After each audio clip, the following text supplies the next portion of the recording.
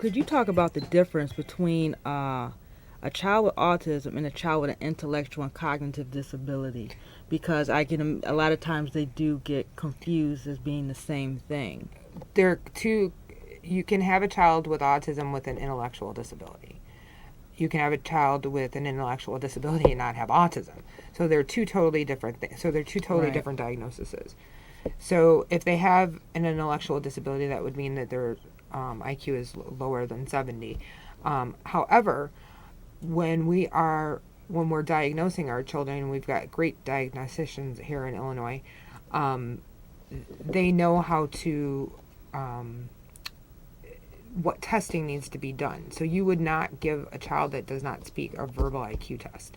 Right. Because if you give them a verbal IQ test, you're not going to get the right testing. No. So, but that happens quite frequently, and especially if parents don't know, and they're going to, they go to a place and they say, hey, we're going to do the testing, and they don't do the right testing.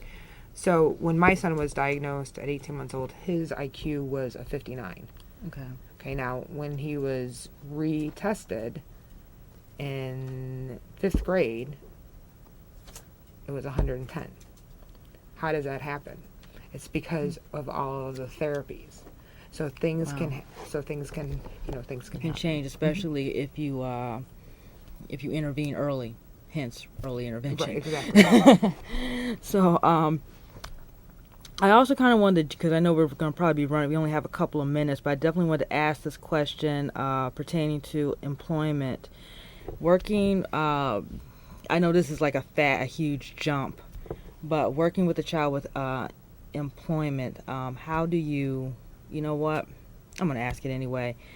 What are some of the challenges they face in the employment community? Finding work. 80% of our individuals with autism are out of work. Yeah. So right now, there's a lot of companies that are working to put autism programs in their companies. Office Max, I know, has one. Walgreens works with individuals with disabilities, but we have got to get out into the community and train these individuals to be able to have individuals with autism working in their communities. So.